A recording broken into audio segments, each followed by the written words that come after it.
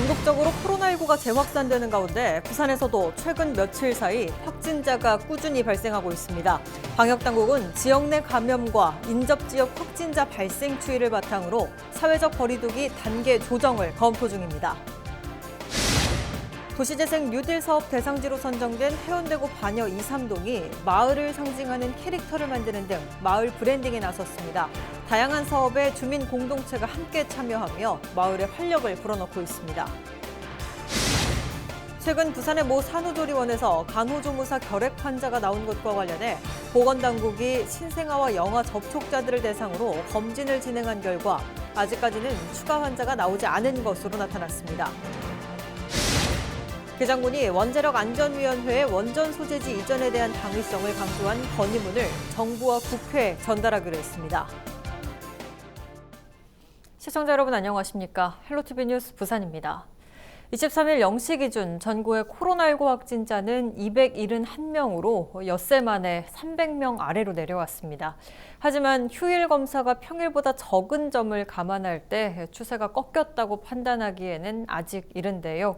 부산은 주말 이후 확진자가 늘어나는 추세여서 당국이 사회적 거리두기 1단계의 상향 여부를 신중하게 검토하고 있습니다. 보도에 김한식 기자입니다. 23일 오전 11시 기준 부산 지역 코로나19 신규 확진자는 5명, 충남 778번 환자와 접촉한 4명과 해외 입국자 1명이 양성 판정을 받았습니다. 역학조사 결과 부산 633번에서 636번 확진자는 부산 778번 확진자와 식사와 동호회 모임을 함께한 것으로 확인됐습니다. 부산은 최근 지역 내 감염은 주춤하지만 타 지역과 연계된 확진자가 늘어나는 추세입니다. 11월 들어 발생한 부산 확진자 49명 가운데 다른 지역과 연계된 감염자가 32명에 이릅니다. 수도권이 24명, 경남과 충남이 각각 4명입니다.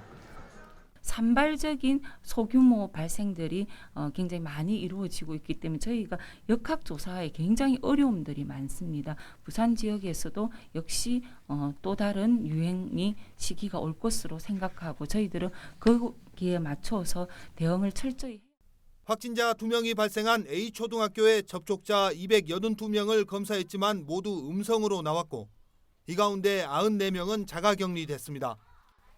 또 1명이 확진된 어린이집 연관 59명과 각각 1명씩 확진자가 나온 3개 기업 접촉자 160여 명을 검사했지만 추가 확진자는 나오지 않았다는 게 보건당국의 설명입니다.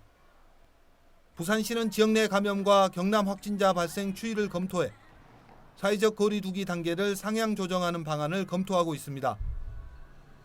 헬로티비 뉴스 김한식입니다. 최근 부산의 모 산후조리원에서 간호조무사 결핵 환자가 나온 것과 관련해 보건당국이 신생아와 영아 접촉자들을 대상으로 검진을 진행한 결과 아직까지는 추가 환자가 나오지 않은 것으로 나타났습니다. 부산시는 지난 10일부터 20일까지 이 산후조리원 신생아와 영아 접촉자 288명을 검진한 중간 결과를 23일 발표했습니다. 흉부 방사선은 287명이 정상이었고 나머지 1명은 추후 검사 예정입니다. 또 잠복 결핵 감염 여부를 검사하는 투베르쿨린 피부 반응 검사는 90명을 대상으로 진행됐는데 55명은 음성, 35명은 양성이었습니다. 시는 이에 대해 정상적으로 결핵 예방 백신을 접종받으면 양성으로 나올 수 있다고 밝혔습니다. 또 간호조무사는 임상과 영상의학적 소견상 전염력이 높지 않은 것으로 판단됐습니다. 기장군은 23일 군수 주재로 원자력안전위원회에 기장군 이전을 위한 TF팀 회의를 개최했습니다. 이 회의는 기장군이 원안위가 기장군으로 이전해야만 하는 당위성을 강조한 건의문을 청와대와 국회, 국무총리실, 행안부, 원안위에 제출한 데 따른 후속 대책에 대해 논의했습니다. 현재 정부에서는 원안위의 지방 이전과 관련해 내부적으로 논의된 바가 전혀 없다며 원안위의 지방 이전을 일축하고 있습니다. 이에 기장군은 원안위가 원자력 발전소가 있는 현장으로 꼭 이전해야만 하는 당위성을 강조한 촉구 건의문을 정부와 국회에 전달할 예정입니다. 또한 원안위를 원전 소재 도시로 이전해야 한다는 공감대를 형성하기 위해 기장과 울주, 경주, 울진, 영광이 참여하는 원전 소재 지자체 행정협의회에서 정식 안건으로 다뤄 공동 건의문을 채택하는 방안도 검토할 방침입니다. 내가 사는 마을을 상징하는 캐릭터를 만들고 그 마을이 상표가 된다면 어떨까요? 주민의 손으로 마을 브랜딩 사업을 진행한 해운대구 반여 2~3동의 소규모 도시재생 사업 활동입니다. 정책 이주 지역이었던 무지개 마을이 달라지고 있습니다. 김현정 기자가 취재했습니다. 피란민들의 정책 이주 지역. 해운대구의 소외된 일명 무지개 마을로 불리었던 반여 2~3동에 아름다운 노래가 울려 퍼집니다.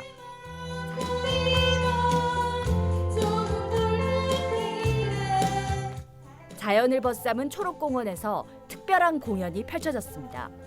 바로 반여 2~3동 문화 공동체 모티밴드의 창단 첫 공연입니다.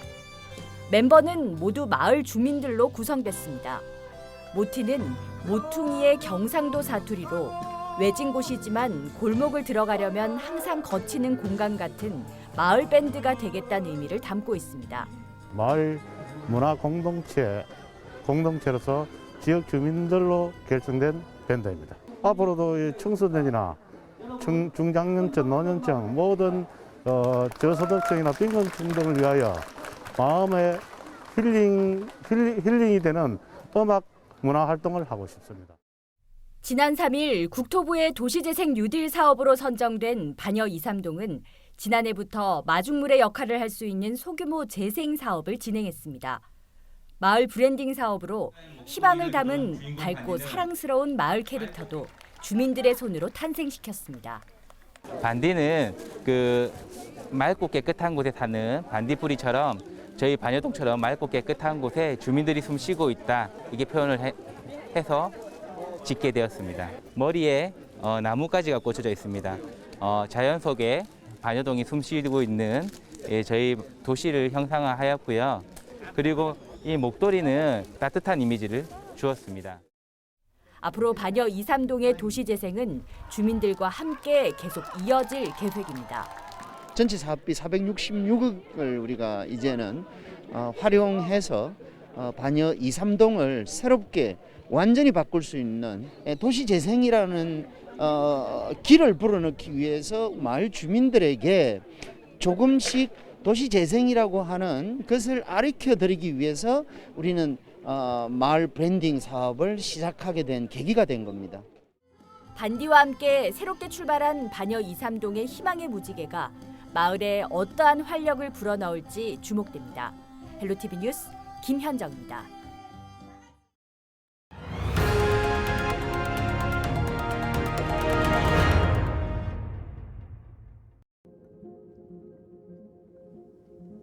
독거노인, 가족과 떨어져 집에서 홀로 살아가는 어르신들을 뜻하는 말이죠.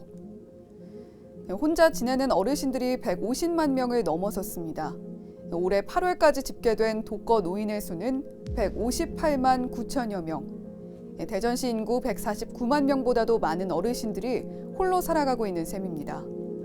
이런 분들이 해마다 늘고 있습니다. 지난 5년간 추이를 살펴보면 해마다 5% 이상 증가세를 보이고 있습니다. 독거노인들의 숫자만 늘었을까요? 65세 이상 노인들의 고독사도 함께 늘었습니다. 고독사란 유가족이 없거나 유가족이 시신 인수를 거부해 지자체가 대신 장례를 치르는 경우를 말하는데요. 지난해 2,500여 명이 고독하게 생을 마감했습니다. 3년 전보다 40% 가까이 늘어난 수치입니다. 그런데 문제는 외롭게 살아가는 어르신들이 갈 곳마저 줄어들고 있다는 겁니다. 올해 코로나19 확산이 지속되면서 많은 경로당이나 복지관, 무더위 쉼터나 무료 급식소 등 각종 공공시설이 문을 닫거나 제한적으로 운영됐습니다. 노인들이 집 밖으로 나갈 기회 자체가 줄어든 겁니다. 저소득층 어르신들에 대한 돌봄 서비스도 방역 우려 등으로 인해 제대로 작동되지 못하고 있는 실정인데요. 요즘 새롭게 각광받고 있는 인터넷을 활용한 비대면 형식의 온라인 문화 콘텐츠 역시 상대적으로 정보화 습득 능력이 떨어지는 어르신들에겐 그림의 떡인 경우가 많습니다. 이제 곧 겨울이 찾아옵니다. 날씨가 추워지면서 코로나19 환자는 갈수록 늘고 있으니 어르신들이 외로움을 달랠 공간은 더욱 줄어들겠죠. 코로나19는 가뜩이나 외부와 단절된 삶을 살아가는 노인들을 더욱 고립시키고 있습니다. 급작스레 찾아온 비대면 시대를 맞아 노인복지 안전망에 대해서도 새로운 정책 고민이 필요해 보입니다. 헬로티비 브리핑이었습니다. 한국의 1인당 연간 수산물 소비량은 60kg에 달해 세계 1위입니다. 소비량이 늘면서 수산 자원은 빠르게 고갈되고 양식 수산물의 공급 비중이 늘어나고 있는데요. 우수한 어종을 어업 현장에 보급하기 위한 연구가 곳곳에서 진행 중입니다. 차선영 기자가 양식 시험 연구 현장에 찾아가 봤습니다.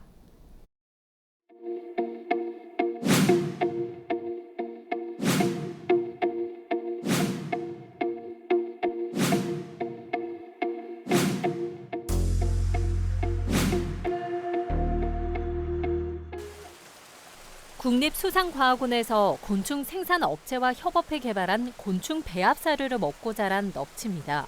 동해 등의 유충을 가루로 만든 건데 일반 사료를 먹었을 때보다 17% 빠르게 성장했고 질병에도 강해졌습니다. 넙치의 생존율도 20% 높아졌습니다. 현재 사료 원료의 75%를 수입에 의존하는 상황에서 양식 생산 단가도 낮출 수 있게 됐습니다. 곤충 원료 배합 사료가 넙치뿐만 아니라 참조기, 강도다리, 무지개 송어 등 다양한 양식 품종에 적용될 수 있도록 사료 개발에 적극 박차를 가하겠습니다. 우리나라 국민이 선호하는 대표적 생선인 참조기. 제주도 내 360여 개 넙치 양식장을 활용해 양식 시험 사업도 진행되고 있습니다.